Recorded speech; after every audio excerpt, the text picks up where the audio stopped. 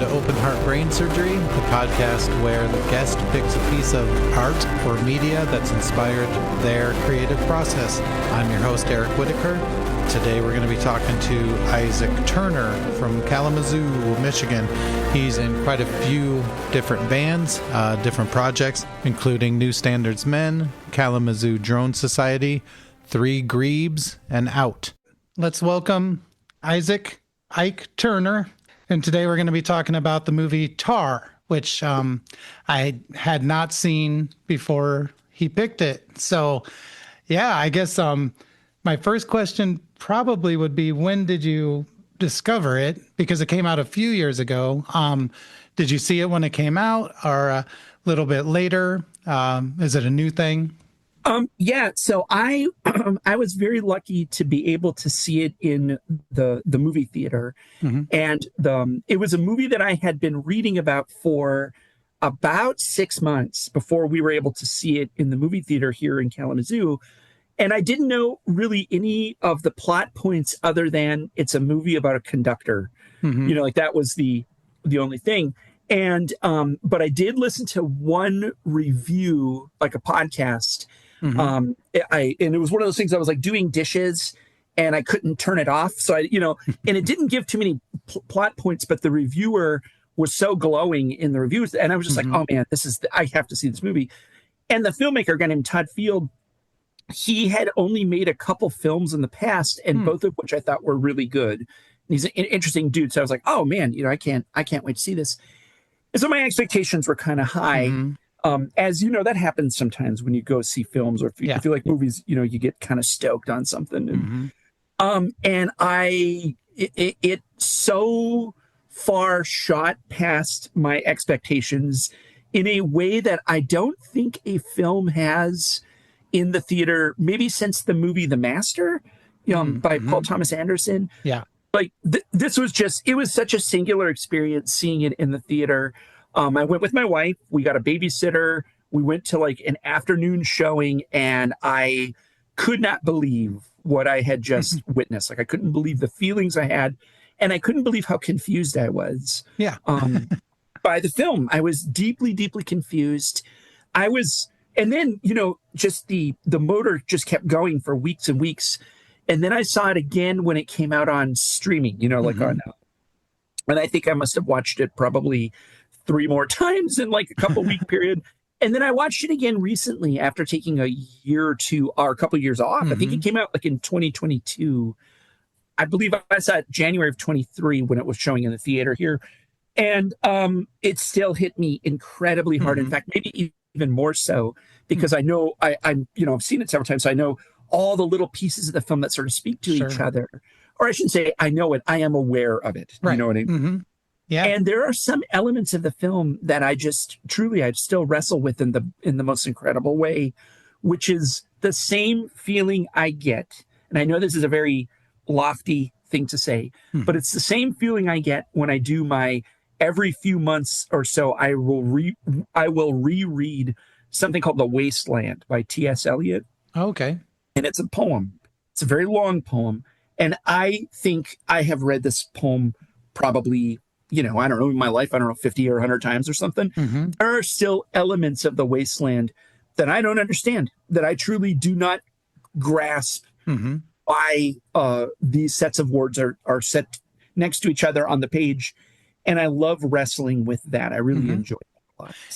So, yeah, there was a lot of mystery in the movie. I didn't really think about it until...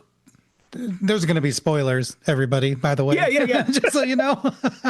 There's a scene where she's in sort of a dilapidated building, and way down the corridor, there's a black dog.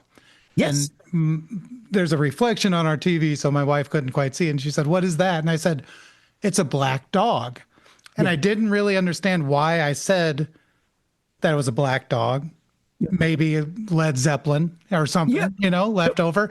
But I knew there was I don't know, maybe not an occult element to it, but black dogs represent things, right? It's some kind of metaphor. And so I started thinking like, whoa, what else in this movie is not exactly what they're showing us? you know? Yes. Actually, I was reminded that I had seen a teaser for this movie when it came out.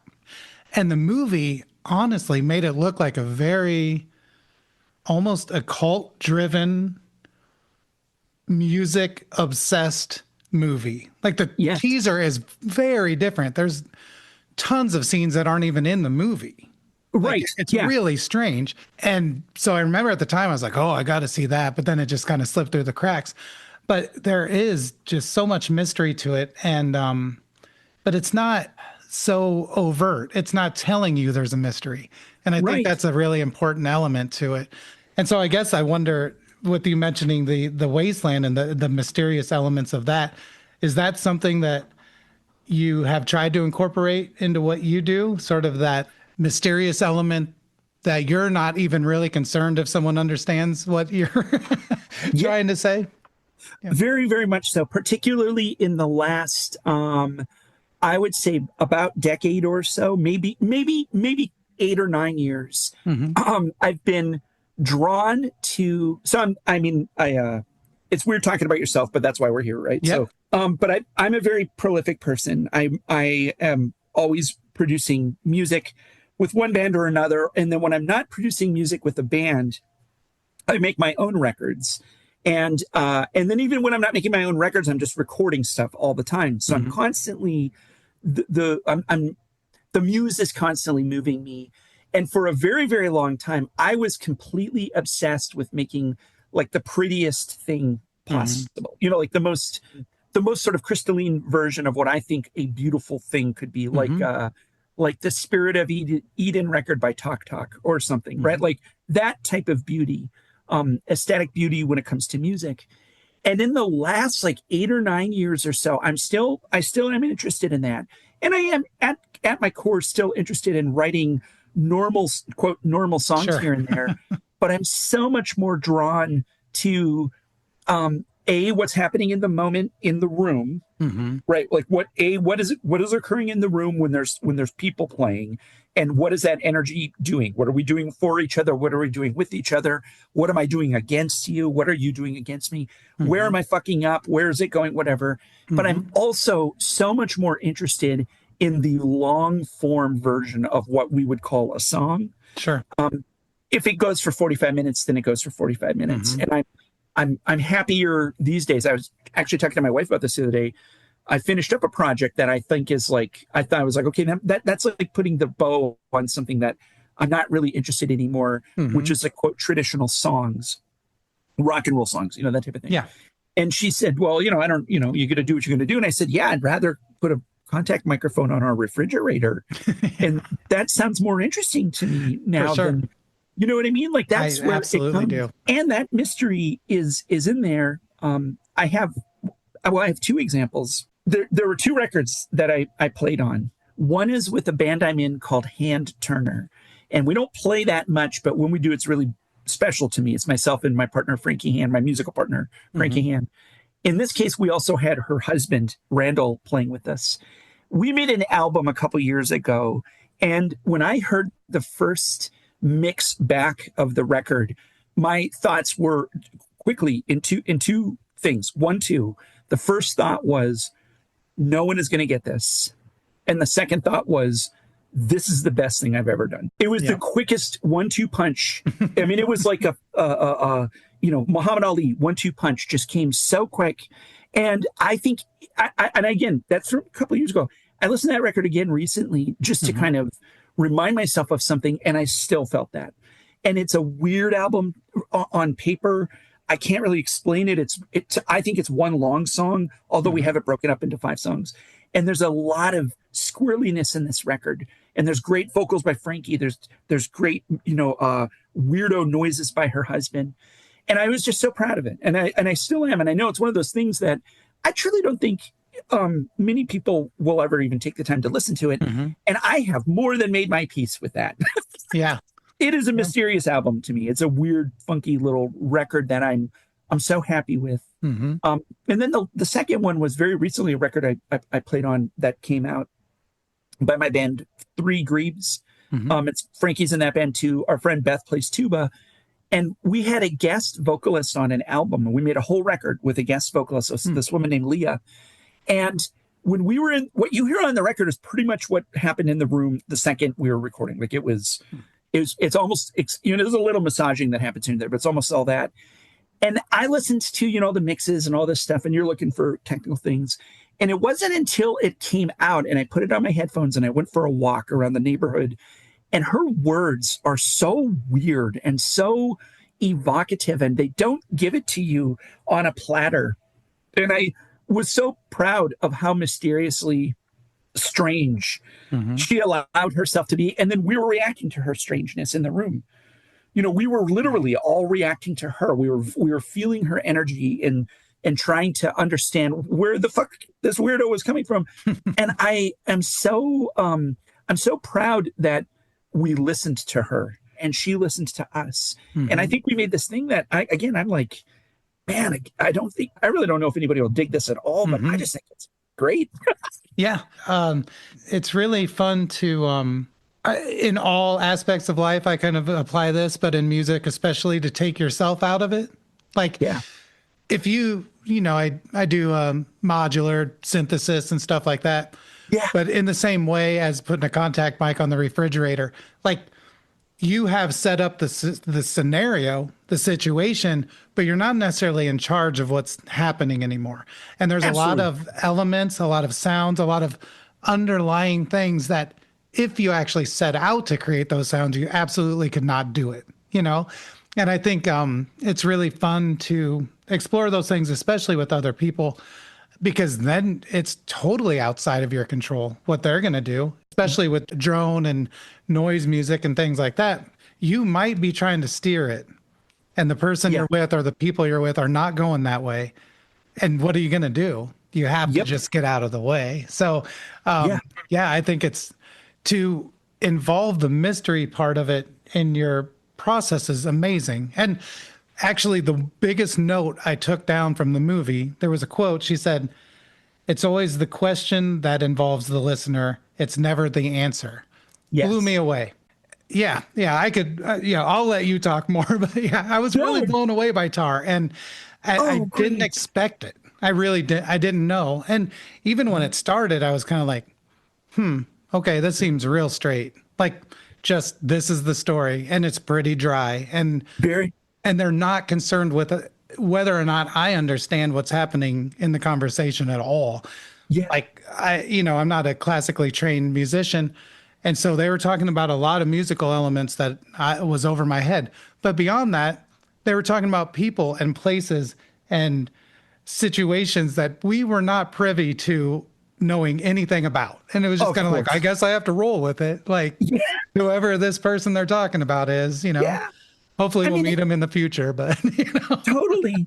And there's these weird little things. There's little pins pulled on grenades earlier in the film that blow up later in the film. One of which is this wild one. She tells this story in the beginning when she's being interviewed by, is it David Remnick, I think? He's the New Yorker dude. Yeah. And she's like being interviewed there. And she, we're supposed to all kind of understand that she's a fairly well-known individual. Maybe one of the only conductors who's ever crossed over to the mainstream next to like Leonard Bernstein or something. And she mentions this conductor named Jean-Baptiste Lully. He's a French guy. He's the dude whose hubris got literally kind of bit him in the ass. He smashes his big conducting stick down and he hits his toe. His toe is broken and it becomes infected and he dies of gangrene. The same exact thing kind of happens to her metaphysically. Her hubris. She never once says she's wrong in the film. No. She never admits doing anything wrong. She's a monster. Yeah. She's a ghoulish monster in so many ways, yet she never once faces that. And her hubris is her undoing, obviously, which makes the very, very end to me like I did not know what that was at the very end. I just thought it was I thought she was just like relegated to a science fiction thing in the Philippines or in, wherever they sort of balkanized her out to. And apparently she's conducting to this, it's like a subculture who's super into that video game. Right. And they're super, super stoked on it to the point where they have these worldwide communities and can do that. They can hire a massive orchestra and pay them all really well. And I had no clue what the hell that was. Like, No, I laughed at the ending because I thought it was hilarious.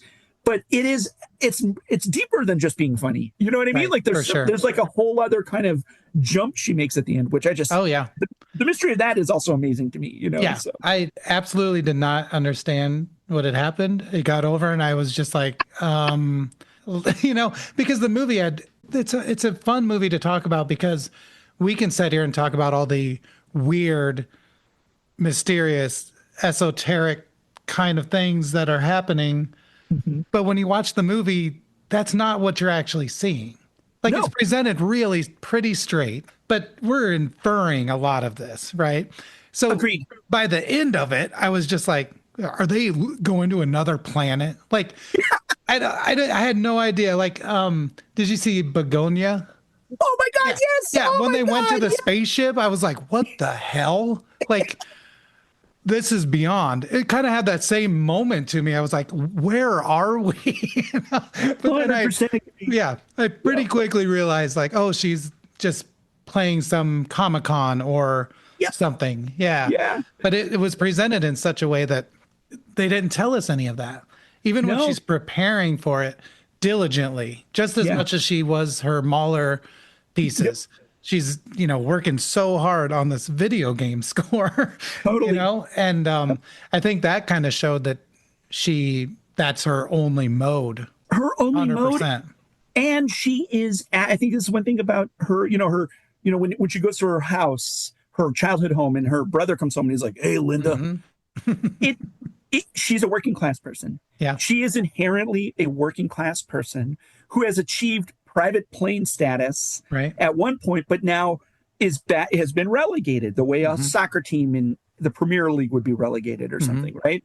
And now she is still a worker, right? And I do love that point of view is still there. She comes home from a trip to New York and she's like, what do you guys buy? Does the electric company have stock here? And she turns all the lights off in the house, right? It's something that a parent would do when their kids leave all the lights on, right? That's so true. there is this little hint or this little glimmer of her working classness there. That I don't think they make too much out of it, but I think it's an important aspect of the film. Yeah. And it's an interesting arc too, because the way she acts throughout the movie, you would almost expect from someone who was raised elite, someone who was raised privileged. And then you figure out, oh, she went from not much to a lot. And her response was to take full advantage of it and absolutely and exploit it, you know, and exploit it. Yeah. And lie about it. You know, there's like she lies about a bunch of her past. She had probably never met Leonard Bernstein. Oh yeah, for sure. You know, like pretty sure by the end, that's where I land on that is like, oh, she never knew this dude. Right. She knew him from the videotapes. You know? She calls him Lenny. Yeah. I loved that videotape part. Like for me as a kid, and all of us as artists, musicians, creators, whatever, something when we were young triggered us. Yes.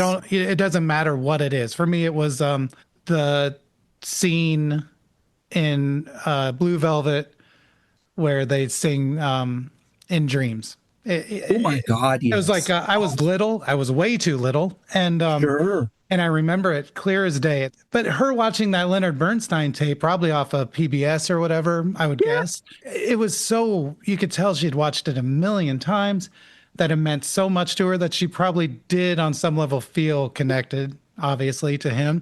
And then to embellish that sort of relationship probably wasn't a big step, because we know that she is able to step outside of reality a little bit, you know, and justify a lot of things. And so I just loved that scene. I love that they spent so much time with it. We saw 10 minutes of this videotape. Well, maybe not 10, but it felt like a long time.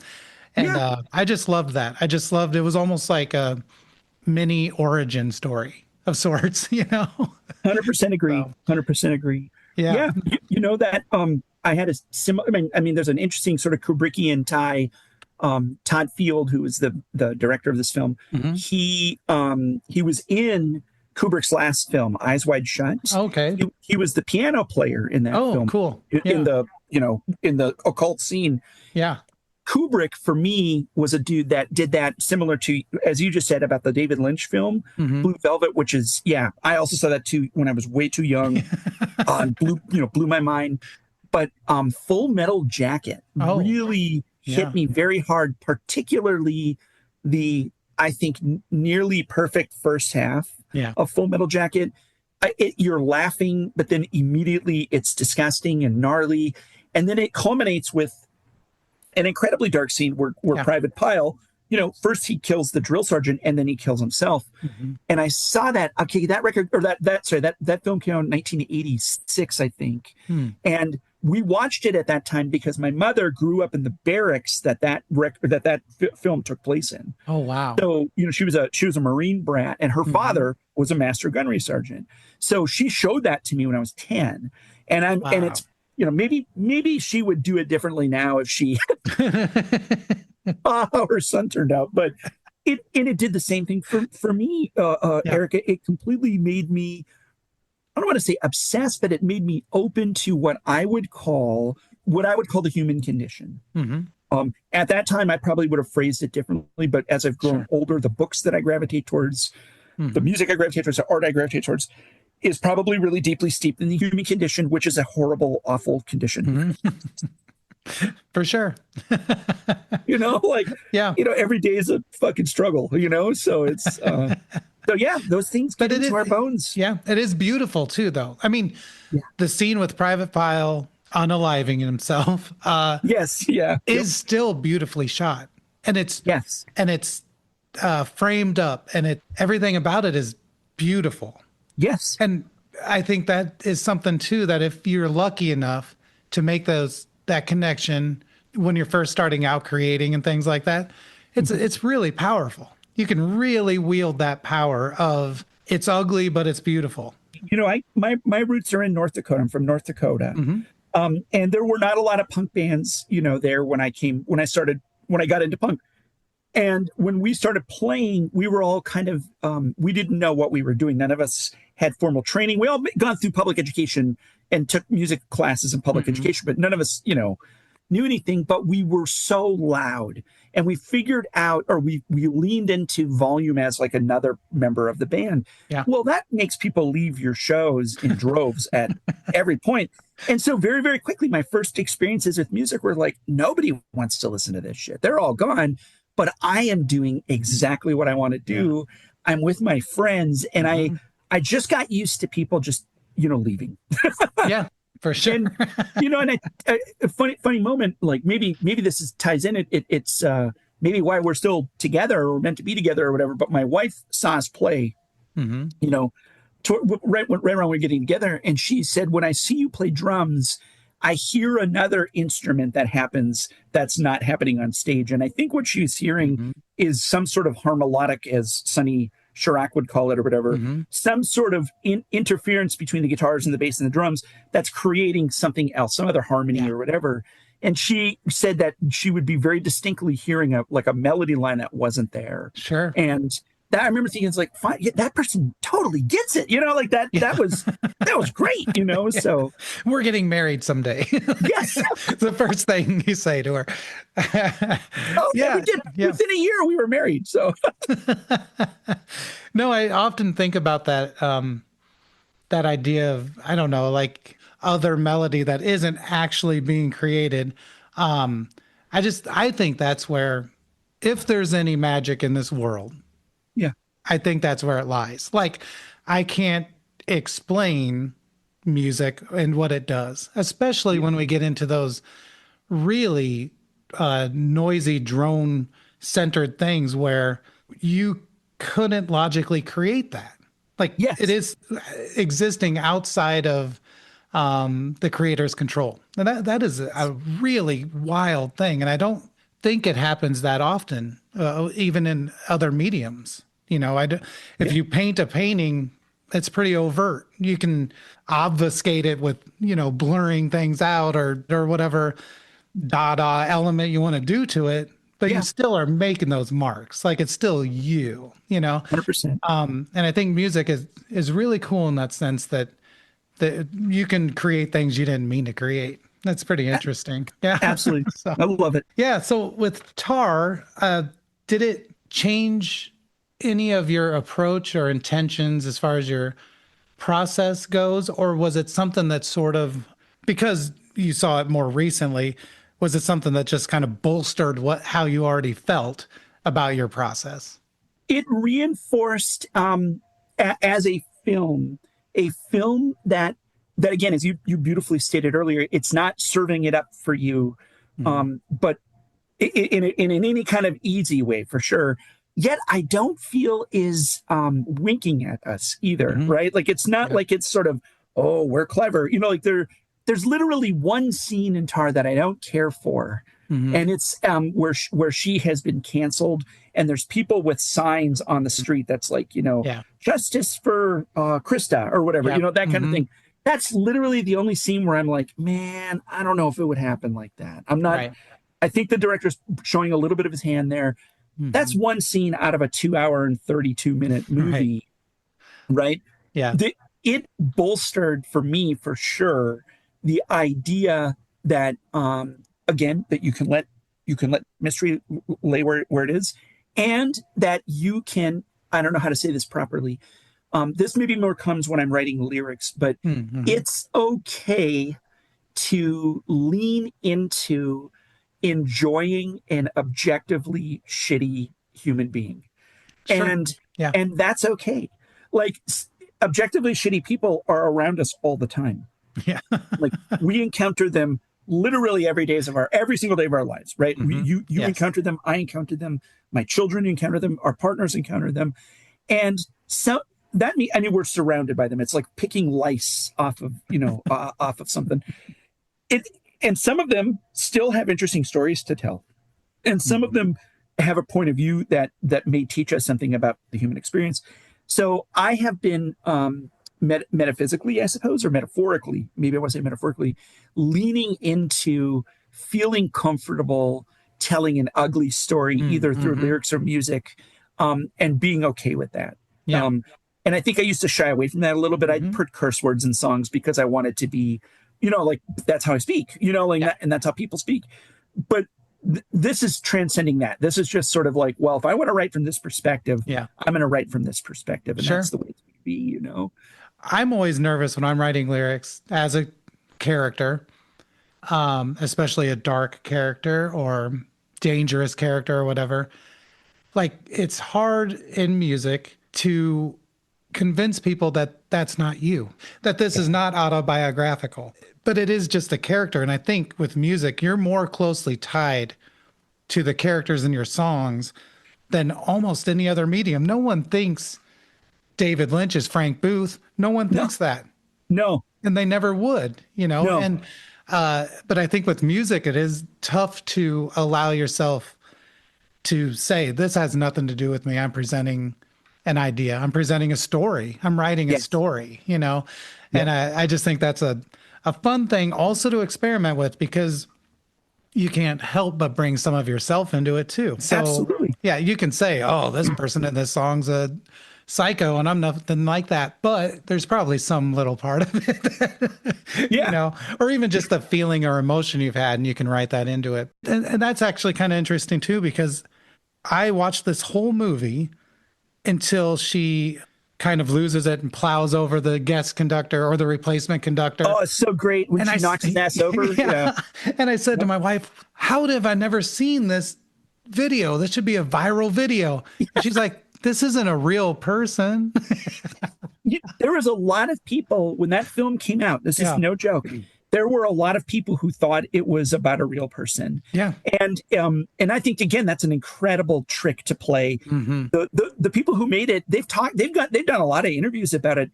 They've never really said anything about that at all. Like they don't shy away, but they're really cagey about certain elements of that. One of which is, there's two interesting things in that film.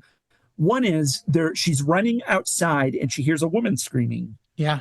That scream is the same scream from the Blair Witch Project. Right. And That's I did wild. not. I mean, it's not.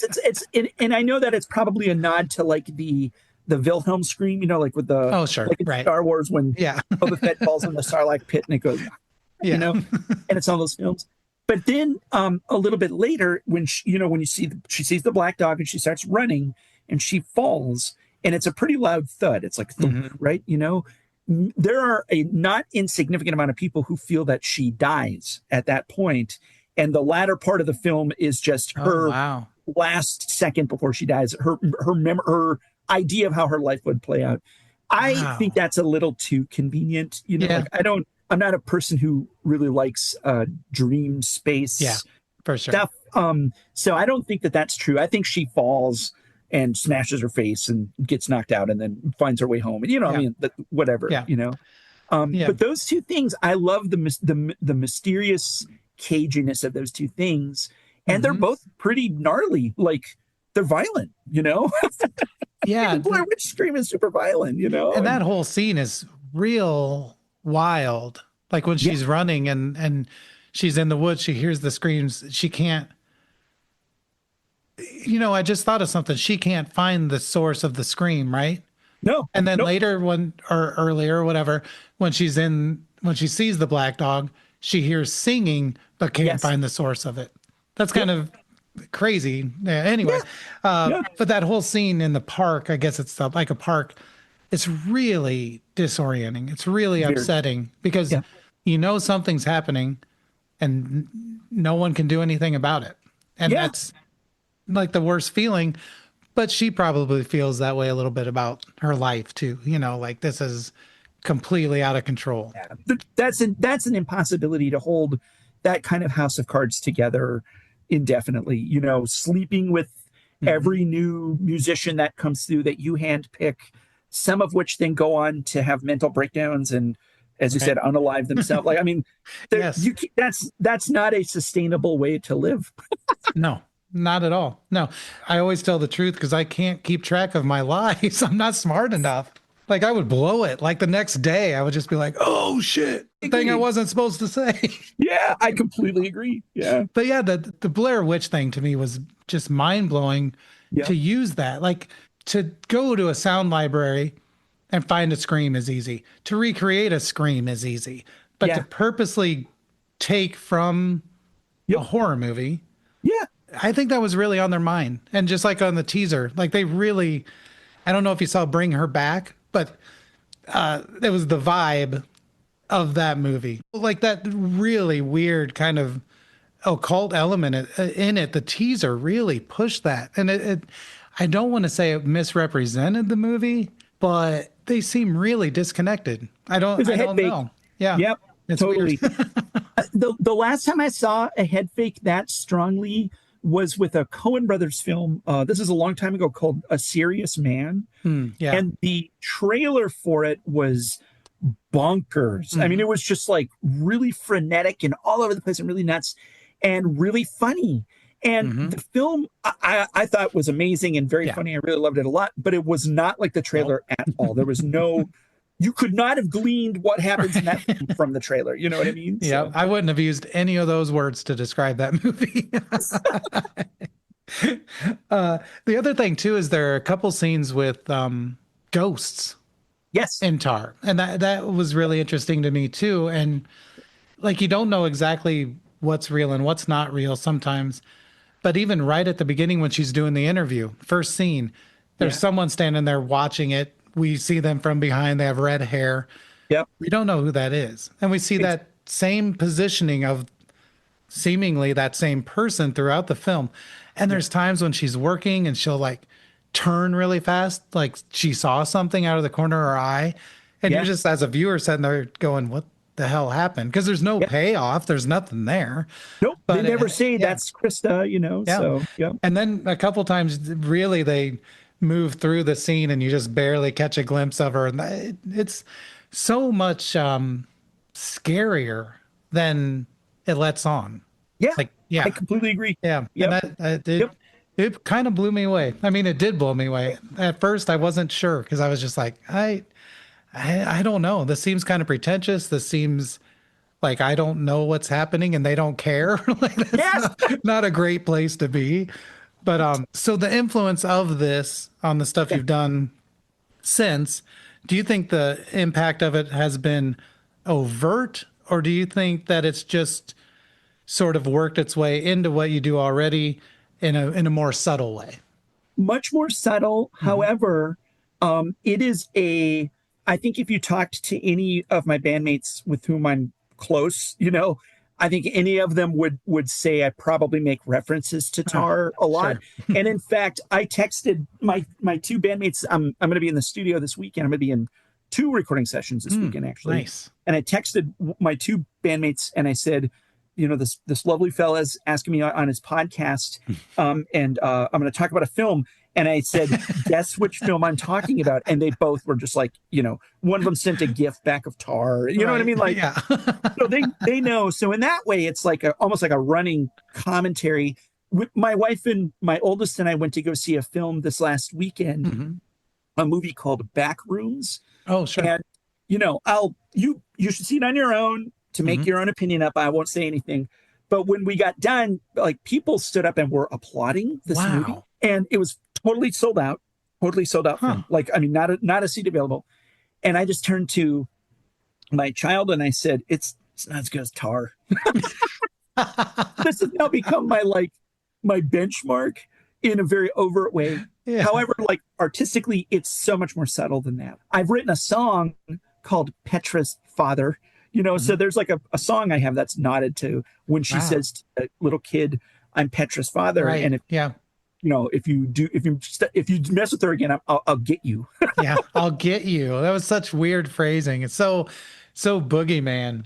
Like it's like almost Grimm's fairy tales. Yeah, it's so much scarier than if she would have specified what she was going to do to her. Like totally. Yeah. Just I'll get you. That's terrifying. It is. It's super gnarly. It's super gnarly. But it shows that sort of like power of subtlety of language too. It's like they could have written that many different ways and they decided to go with the unexplored subtle way that would sort of overwhelm a child's mind, right? Like, how's she going to get me?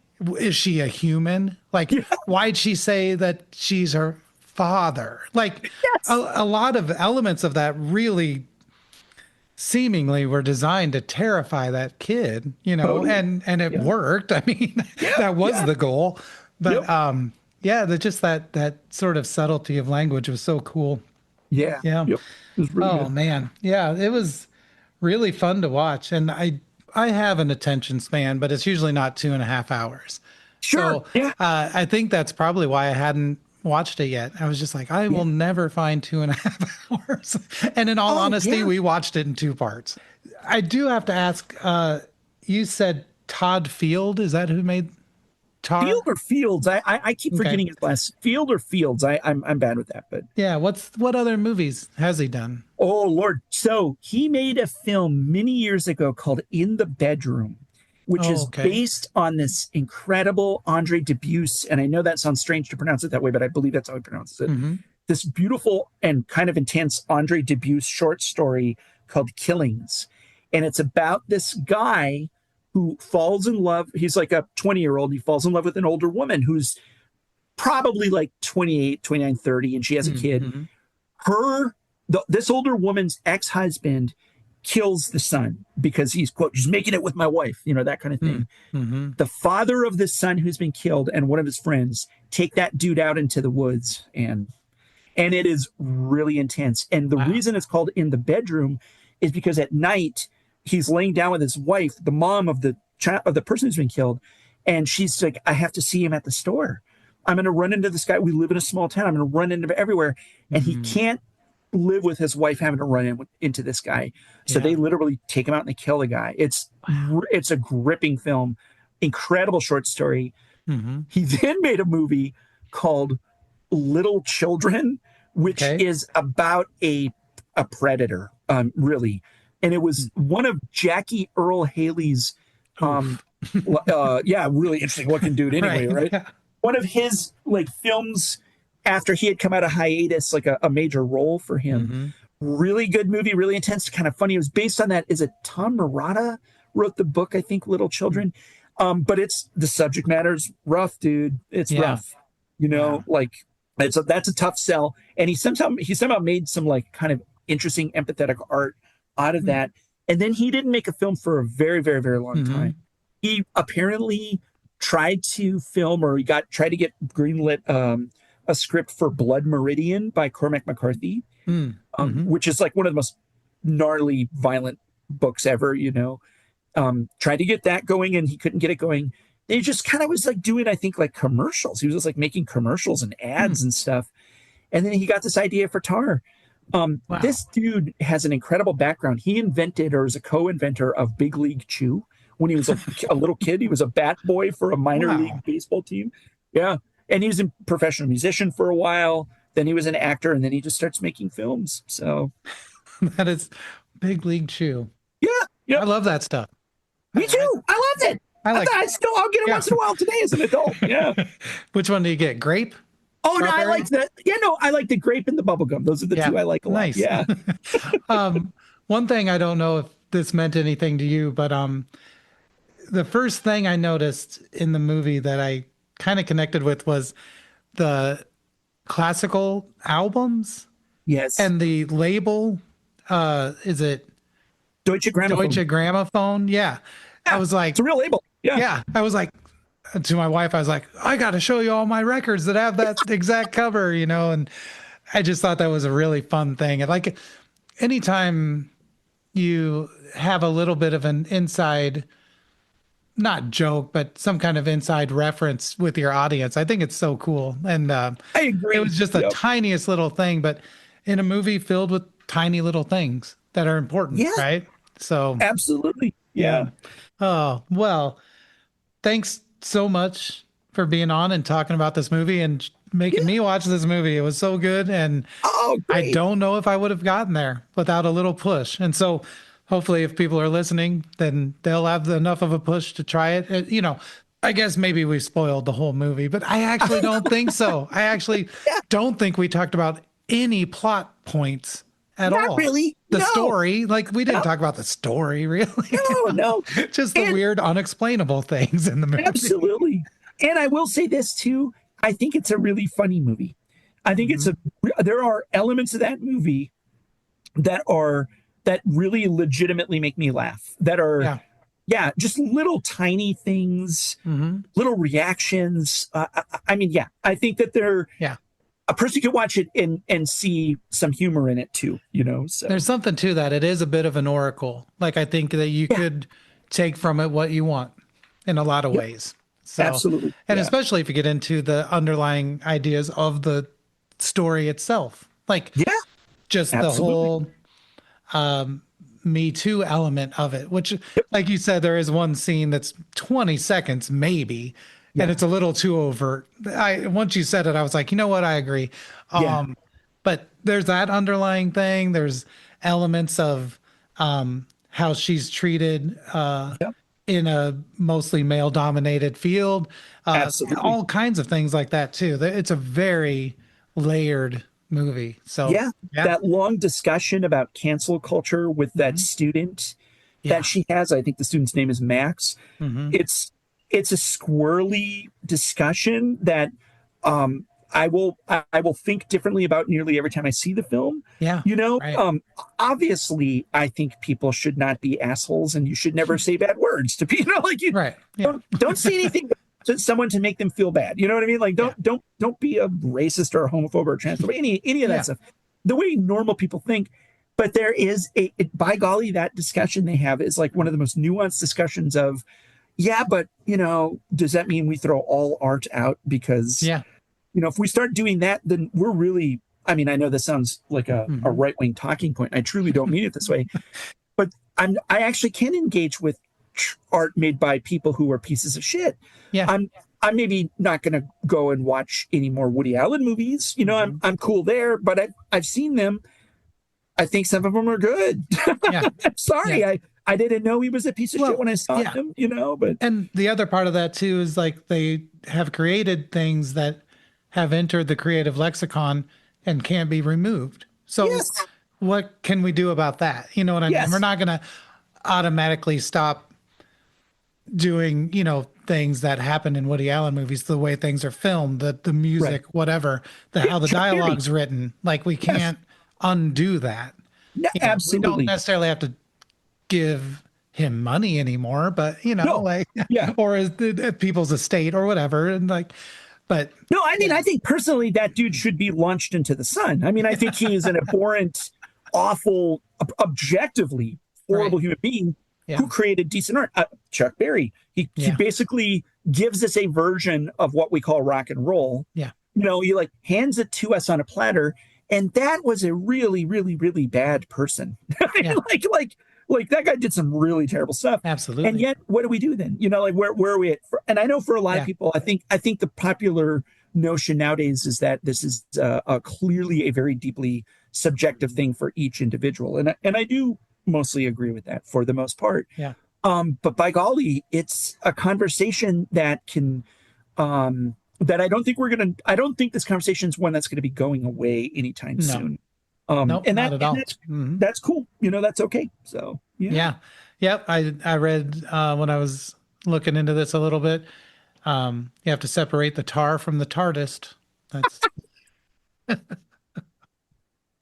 I wish I could take credit for that, but no, it is funny. Oh, I love that. Oh, that's so good. So. Yeah. Well, thanks again so much. I might be in Kalamazoo in the summer. If I am, I'll look you up. Okay. Oh, please do. I'd love to see you. Please. That would be awesome. We'll go get some food and you'll have to show me around a little bit. would love to do that. Truly. That would be great, Eric. I'd love to see Nice. that. Well, once again, thank you so much. And it's been a great conversation. Great. Thank you so much. Yeah. I'll say hi to Drew for you this weekend. I'll be hanging out with Nice. the boys this weekend. So nice. Sounds good. Cool. All right. Thanks again. Bye-bye. See you. Bye.